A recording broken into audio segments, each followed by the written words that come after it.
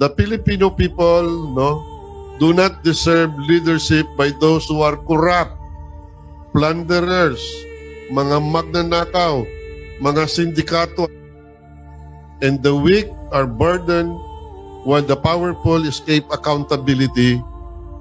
Corruption is not only a crime, it is a betrayal of trust.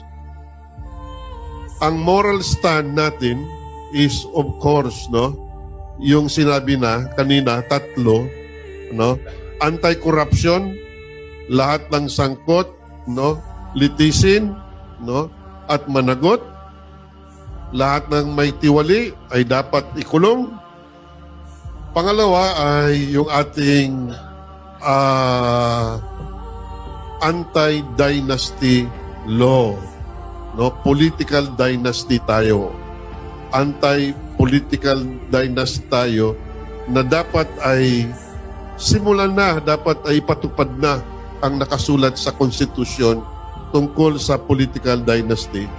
At ang pangatlo ay yung tinatawag nating electoral reforms. Baguhin na ang mekanismo at sistema at pagpapalakad ng ating electoral system.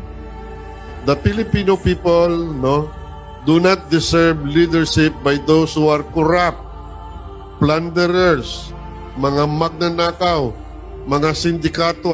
When corruption becomes normalized, the nation's moral compass is damaged, and the weak are burdened while the powerful escape accountability. Corruption is not only a crime, it is a betrayal of trust.